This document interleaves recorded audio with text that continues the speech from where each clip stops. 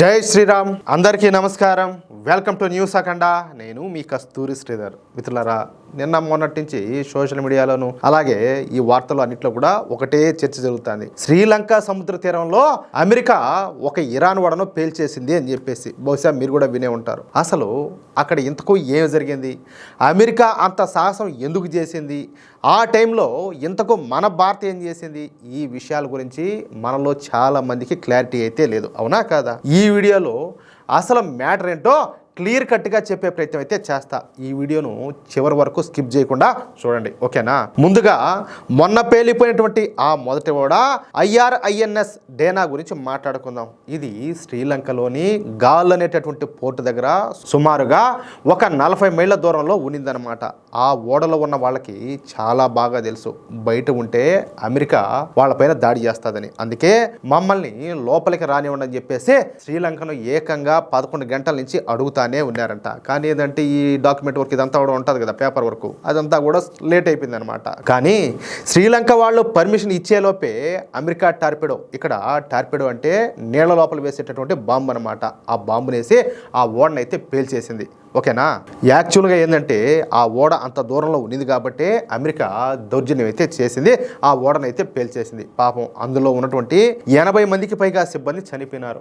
మన భారత వెంటనే కొచ్చి నుంచి సహాయం పంపించా కూడా అప్పటికే జరగాల్సినటువంటి నష్టం అంతా కూడా జరిగిపోయింది.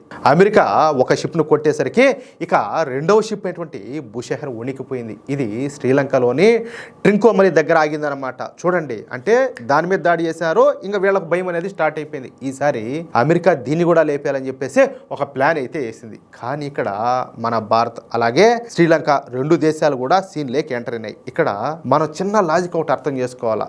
సముద్రం గట్టు నుంచి 12 నాటికల్ మైళ్ళ దూరం వరకు ఆ దేశపు సొంత ఇలాకా అనమాట. అర్థమవుతుందా?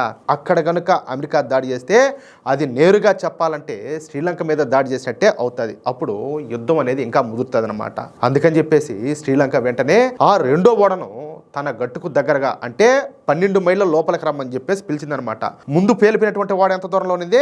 40 మైళ్ళ దూరంలో ఉంది. కానీ ఒక కండిషన్ అయితే పెట్టింది, ఓడలో ఉన్న వాళ్ళంతా కూడా దిగిపోవాలా. ఆ ఓడలో ఉన్నటువంటి 208 మంది సిబ్బందిని ఓడలోంచి దించేసి వాళ్ళను కొలంబో పంపించి రక్షణ అయితే కల్పించింది. అంటే అమెరికా దాడి చేయడానికి ఛాన్స్ లేకుండా మన వాళ్ళు ఆ ఓడను సేఫ్ జోన్లోకి తీసుకొచ్చారనమాట. ఇప్పుడు మీరు ఒక మాట అడగచ్చున్నాను, సరే రాయన దీంట్లో మరి ఇంకా భారత పాత్ర ఏందని చెప్పేసి మీరంతా కూడా అనుకోవచ్చు. అంతేనా కాదా? మొదట ఓడ పేలిపోగానే భారత్ వెంటనే అలర్ట్ అయింది. రెండవ ఓడ పైన కూడా అమెరికా ఖచ్చితంగా దాడి చేస్తుందని చెప్పి గ్రహించి దాన్ని వెంటనే సముద్రం గట్టు నుంచి 12 మైళ్ళ లోపలికి అంటే శ్రీలంక సొంత ఏరియాలకి రప్పించమని చెప్పేసి శ్రీలంకకు సలహా ఇచ్చిందనమాట. చట్టం ప్రకారం అక్కడ దాడి చేయడం అమెరికాకైతే కుదరదు. ఓడ ఎలాగైనా పోవచ్చు, కానీ మనుషులు ముఖ్యం అని చెప్పేసి భారత్ అయితే భావించింది. అందుకే అందులో ఉన్నటువంటి 208 మంది సిబ్బందిని వెంటనే దించేసి వాళ్ళను సురక్షితంగా కొలంబోకి అయితే తరలించే ప్లాన్ అయితే చేసిందనమాట.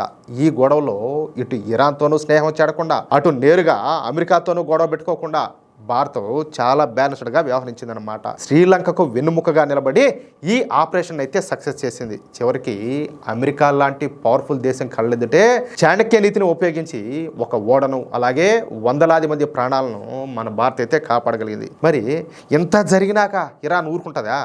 వెంటనే రివర్స్ అటాక్ స్టార్ట్ చేసింది. అయితే ఇరాన్ ఇక్కడ ఒక తెలివైనటువంటి వ్యూహం పనిందనమాట. అమెరికా మీద నేరుగా యుద్ధానికి వెళ్లకుండా అమెరికాకు మద్దతు ఇచ్చేటటువంటి దేశాల ఆర్థిక మూలాల మీద దెబ్బ కొట్టింది.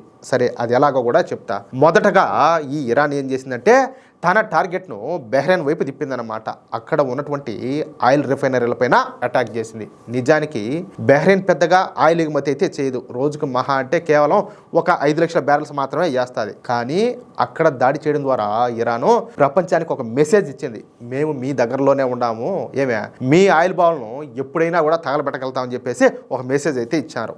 ఈ సంఘటనతో అమెరికా మిత్ర దేశాల గుండెల్లో చెప్పాలంటే రైళ్లు బరిగెత్తిచ్చింది. ఇక తర్వాత ఇరాన్ దృష్టి ఖతార్ ఖతార్ మీద పడిందనమాట. ఖతార్ అంటే చిన్న దేశమే అయినా కూడా ప్రపంచానికి ఎల్ఎన్జి అంటే లిక్విడ్ న్యాచురల్ గ్యాస్ ఎక్కువగా సరఫరా చేసేటటువంటి దేశం అనమాట. అలాంటి దేశంలో ఉన్నటువంటి గ్యాస్ టెర్మినల్స్ పైన ఇరాన్ దాడి చేయడంతో పరిస్థితి అంతా కూడా ఒక్కసారిగా మారిపోయింది. దీంతో అక్కడి నుంచి జరిగేటటువంటి గ్యాస్ ఎగుమతులు ఆగిపోయేటటువంటి పరిస్థితి వచ్చింది. అది జరిగితే ఏమవుతుందో తెలిసిన యూరోప్ అలాగే ఆసియా దేశాల్లో గ్యాస్ ధరలు అన్నీ కూడా ఒక్కసారిగా పెరిగిపోతాయి. అంటే మా ఓడలపైన చేయి వేస్తే మీ గ్యాస్ సరఫరా కూడా ప్రమాదంలో పడుతుందని చెప్పేసి ఇరాన్ పరోక్షంగా ఒక హెచ్చరిక అయితే ఇచ్చినట్టే. ఇకపోతే సముద్ర మార్గాల్లో అత్యంత కీలకమైనటువంటి ప్రదేశం స్ట్రైట్ ఆఫ్ హార్ముజ్ అనమాట. దీని గురించి మనం ఒక వీడియోలో కూడా చెప్పుకున్నాం. ప్రపంచానికి సరఫరా అయ్యేటటువంటి ఆయిల్లో దాదాపు 3వ వంతు ఈ మార్గం గుండానే వెళ్తాది. ఇక్కడ ఇరాన్ చాలా తెలివిగా ఒక ప్రకటన అయితే విడుదల చేసింది.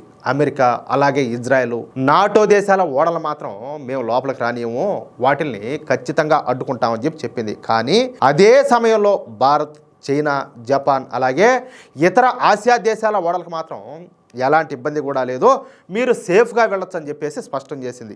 ఇలా ఎందుకు చేసిందంటే అందరి ఓడలను అడ్డుకుంటే ప్రపంచ దేశాలన్నీ కూడా ఒకటైపోయి ఇరాన్కు వ్యతిరేకంగా నిలబడే అవకాశం ఉంటుందన్నమాట. అందుకే కేవలం అమెరికా కూటమి దేశాలనే టార్గెట్ చేస్తా మిగతా దేశాలు ఈ గొడవలోకి రాకుండా తటస్థంగా ఉండేటట్టు ఇరాన్ అయితే ప్లాన్ చేసింది. సూటిగా చెప్పాలంటే ప్రపంచ దేశాల ముందు అమెరికాను ఒంటరిగా నిలబెట్టే వ్యూహమే ఇది. అవునా కాదా?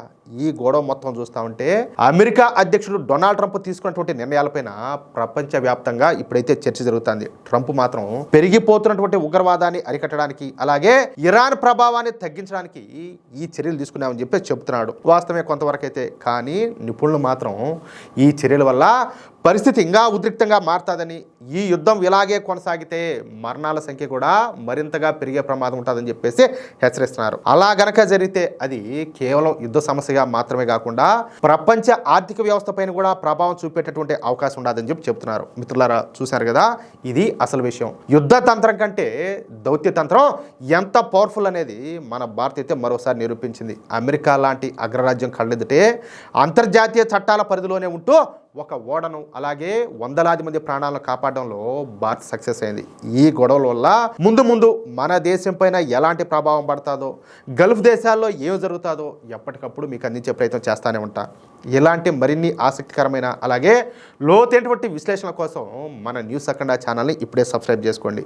ఈ వీడియో కనుక మీకు నచ్చినట్లయితే లైక్ చేయండి, మన మిత్రులకందరూ కూడా షేర్ చేయండి. అలాగే మీ అమూల్యమైనటువంటి అభిప్రాయాన్ని తప్పకుండా కింద కామెంట్ సెక్షన్లో తెలియజేయండి. జై శ్రీరామ్, జై హింద్, భారత్ మాతా కీ జై.